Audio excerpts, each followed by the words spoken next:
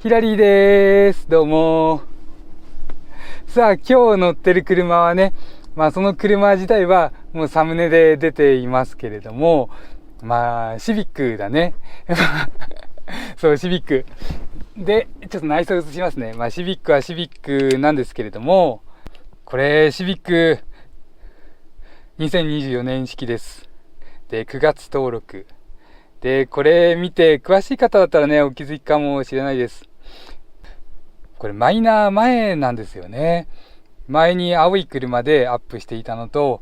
同じ方。今日白い車なんでね、ちょっとね、レンタカーの手配失敗しちゃいまして、止まってた車がね、マイナー5だったんですけれども、ただね、やっぱ乗ったらすごいテンション上がって、いろいろいいところもいっぱいでね、シビックはシビックなので、あとね、今日の車はね、オドメーター1万7000キロです。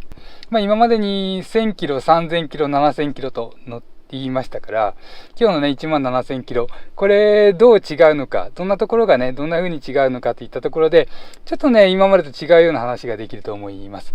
ずっと乗ってるとね、気づかないで、いつの間にか変わっていくようなところも、たまに乗るとね、違いとして感じられたりなんかすると思いますので、そういった点を挙げていこうかなと。で、ちょっとフロントマスク映しましょうか。これマイナー前ですよね。フロントマスクちょっと映しますね。これマイナー前ですよね。どう見てもね。マイナー5になりますと、ここね、この辺、ボディ同色の下にラインがいて、でもこれ黒いですよね。あとここ、エアインテークダクトになりますから、この辺違うのかな。でも、これもかっこいいですよね。どうです？好みとしては二分化されるようなね、そんな気はします。といったところで、ここからは乗りながら話していくのと、そんなこんなでマイナー前の2024年式シビック EHEV になっちゃいました。その分、過去に試乗した1000キロ、3000キロ、7000キロ、そして今回の17000キロ、比較できることになりました。前に乗った時も特徴を感じて、また印象強かったので、もうその時の感覚をね、覚えています。で、今回も違いを感じました。そしてその理由も思いつくので、それは動画の最後でまとめていきます。まずは走行中に感じたこと、口にしたことを流していきます。じゃあここからはね、車側にセットしたマイクに切り替えて、走りながら話していこうかなと思います。やっぱりいいよね。マイナー前だけれども、基本シビックはシビックでね。走行距離1000キロ、3000キロの車体では、エンジン静か。でも乗り心地は、動いて戻ったサスがピタッと止められて、ギスギス感強い乗り心地。そして7000キロの時には、サスの動きが良くなっていて、もうその時思ったのが、やっと馴染んだねっていう感じでした。乗り心地快適で、路面インフォメーションもしっかりあって、ついでに走りやすかったです。そして今回の17000キロ、多少のゴロゴロ感があって、ハンドルとアクセル、ブレーキはかなり敏感でダイレクト感を感じたという話になります。ちなみに2024年の9月がマイナーチェンジですから、これもね、9月登録なので、今から10ヶ月前、でもわずか10ヶ月前だけれどもね、マイナー前とマイナー5っていう違い出てきています。で、その乗り味が、確認できなくなっちゃった。で、代わりに、17000キロ乗ったらどんな感じだろうっていうのが確認できるようになったと。でも久々に乗ったからこそ感じられるところがあって、例えばショックアブソーバーのね、変化とかずっと乗ってたらね、気になりにくいものです。初期の新車の時の動き悪いのがギスギス感がなくなったとかね、リアサスペンションギスギス音が出たのが消えたなんていうのは分かっても、微妙なところとかね、ショックアブソーバーのオイルが温まる温まらない、タイヤのゴムの温度、ブッシュのゴムの温度なんてのもありますし、そうね、気づきにくかったりもしますけれども、久々に乗ってみるとね、よくわかる。で、あと、前回のシビック、そうね、ホームページ書いて動画上げてってきた中で、すごいね、頭の中記憶残ってるんですよね。なかなか味が濃かったというか、もうしっかり特徴あったので、乗り味を覚えています。じゃあまずその話からいきましょうか。前にね、前回乗った時のいきさつからですね。前回は1000キロ、3000キロ、7000キロと乗りまして、3000キロの時と7000キロの時がすごい差が大きかったです。新車に近い1000キロの時と3000キロの時はかなりね、足がギスッとしていました。サスペンションね、ちゃんと沈んでくれます。で、沈んでピタッと戻る。で、すごいね、こうピタッと戻るのが上級なショックアブソーバーだよねみたいなところがあって、ピタッと沈んでピタッと戻るから、こう段差越えていくときとかね、ピタッピタッピタッピタッと路面の感触がもうお尻に伝わってくるような感じだったりしてね。ただ戻ってきて止めるときにピタッと止められすぎちゃうので、ちょっと不快感はあった。で、7000キロの車体っていうか同じ車か。で、7000キロの時に乗ったら、その辺がかまされていて、サスペンション馴染んだんじゃないのって感じでね、もうすごい滑らかになっていまして、やっぱりいいものほど馴染むまでに時間かかるとか、そうね、それは他の車でも感じています。ちょっと最近の車、1000キロだからっていうわけではないのかな。昔だったらね、500キロとか1000キロですごいよく感じられたのが、今もっと長いような気がしますね。で、それがないとなんか寿命的にね、短くなっていくとかね、あるらしくて、そんな感じっていうのはね、ちょっとあって、で、今日の17000キロの車、この車に乗ると、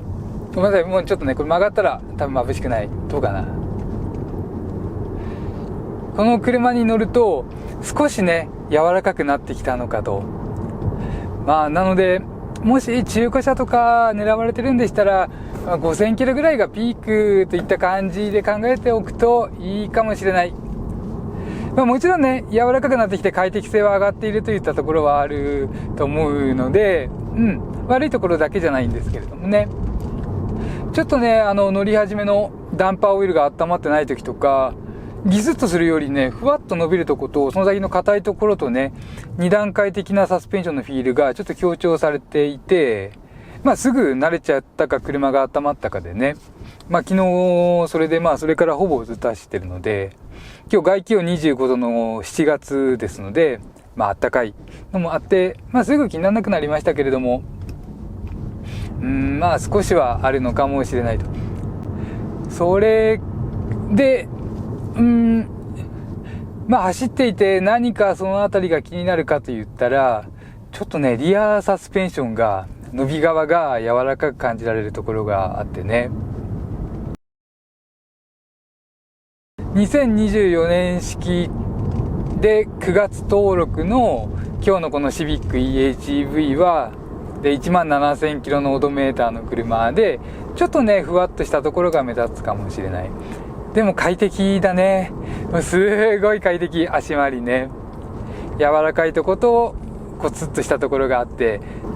で、ハンドルの利きとかいいのでね、コーナーとかでゆっくりサスペンションが動くときは支えてくれてるのかもしれない。で、路面からの強く素早く動くときはね、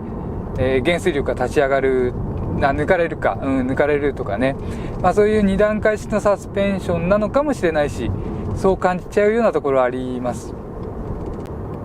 といったところで、距離とかコンディションの話、もう一個はいいか。もう一個はね、エンジンがね、かかれた時に、ちょっとね、ガラガラガラって言って、振動とかをね、車に伝えていきます。このあたりが距離によるものなのか、エンジンオイルのコンディションとかがね、わからないので、あんまり大きなことは言えないけど、少し違うかな。前はエンジンかかってもエンジン静かだよねぐらいの感触でした。で、今日ちょっとね、違うかもしれない。ちょっとゴロゴロゴロっとしてね。さあ、じゃあハンドル周りは効きいいです。そうね、中心あたりから効きよくて、すごいね、小さい打角で回っていくような感じ。交差点とかでも動かす量少ないですし、こういうところでもね、小さく感じられる。なんか前はね、もっと中心付近もっとためがあって、戻してくる瞬間とかもためがあったような気がしたんですけれどもね。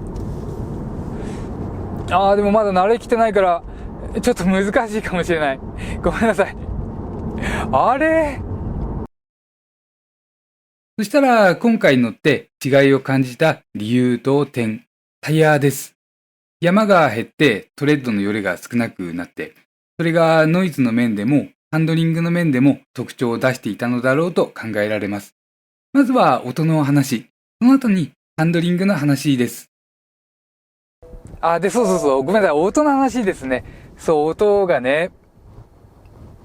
結構タイヤのゴロゴロします。まあもちろんね、路面のいいところだったら気にならないですけれども、路面のね、ちょっと悪いところなんか行くと、ゴロゴロするのはまあ当然。で、それなりにね、ゴロゴロ感あります。いくら静かな車といってもね、そこはしょうがない。17000キロ走って、タイヤが減ってきてるということで、低速時のゴロゴロ感が出ます。駐車場ペースでハンドル切ってる時など分かりやすかったです。そしてハンドリングの面。山が減ってよれにくくなれば、細かいハンドル操作には敏感になります。同時に発進時のアクセル操作もダイレクト感が増しますし、停止直前のブレーキ操作でもタイヤがよれて吸収していた小さな衝撃がダイレクトになってくる。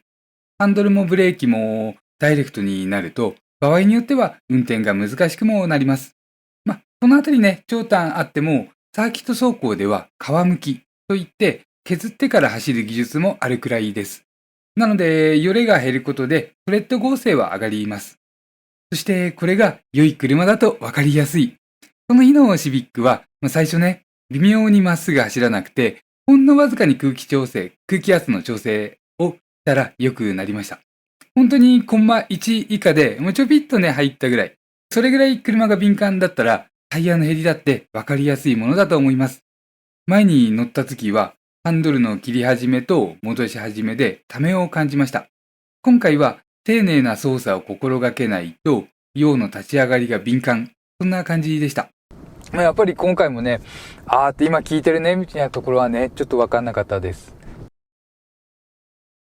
あとは、アクティブノイズキャンセラー。シビック撮影時の印象と、撮影後ドライブしていて、その時に気づいた話を続けます。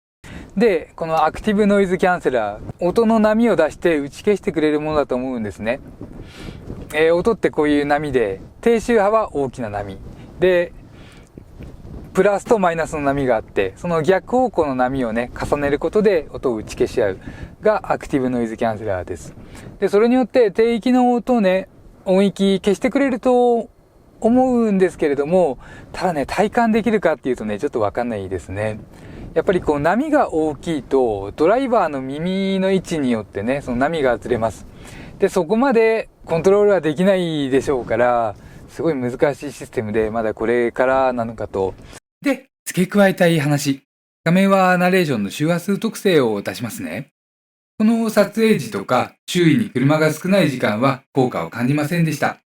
そしてこの後、周りが車だらけでうるさい時間になったら、もしかしたらこれがそうかもっていうのを感じました。走っていて、周りの車のゴーっていう音が小さく感じられる。同時に耳にはモコモコとした子守音的な不快感も感じる。どこかの帯域がスパッと抜けているとか、もしかしたら位相のズレが気になる感覚です。で、付け加えたい話。画面はナレーションの周波数特性を出しますね。この撮影時とか周囲に車が少ない時間は効果を感じませんでした。そしてこの後、周りが車だらけでうるさい時間になったら、もしかしたらこれがそうかもっていうのを感じました。室内のスピーカーがどこまで低域を再生できるかというのもありますからね。このスピーカーが 50Hz を満足に波が出せるのかっていうのはね、ちょっとわかんない。トランクにはね、サブウーハーっぽいものがついているので、そこからはね、低域出ると思うんですね。で、あとはそうね、例えばこうヘッドホンとかでね、耳の位置、耳の距離、それから他の音をシャットアウトするような状況でしたら、アクティブノイズキャンセルできるんでしょうけれども、まだ車内だと難しいんでしょうかね。でね、マイナー5乗れたら、自分ちょっとすごいね、気になってたことがあって、サスペンションね。それをね、味わってみたかった。っていうのもね、インターネットとか YouTube 見ていると、マイナー5でいろいろ変わったよっていう話と、変わってないよっていう話が混ざってるんですよね。で、その中でも、サスペンション、ショックアブソーバーのブランドが、茅場からアステモに変わったなんていう話もあって、よくわかんない。よくわかんなければ乗ってみればいいと。最新のアステモのダンパーだったら、そうね、自分マイナー5ベゼルみたいな乗り味になってんのかなってね、ちょっと思っていて、そしたら ZRV とはね、だいぶ違う乗り味かなとかね、いろいろ考えていて、その辺ね、すごい気になってた。でもごめんなさい。マイナー5の車がね、レンタカーや別の場所に移動したんでしょうね。ちなみに2024年の9月がマイナーチェンジですから、これもね、9月登録なので、今から10ヶ月前、でもわずか10ヶ月前だけれどもね、マイナー前とマイナー5っていう違い出てきています。ということで、今後、マイナー5シビックに乗れた時には、変化含めてまたじっくり味わっていきたいなと思います。よろしければチャンネル登録といいねボタンで応援よろしくお願いします。画面に出ているボタンをピッピッて押すだけですからね。何かご負担になるようなこともございません。ではまた次の動画でお会いしましょう。間違いいっぱいの自動車選び、ヒラリー男爵でした。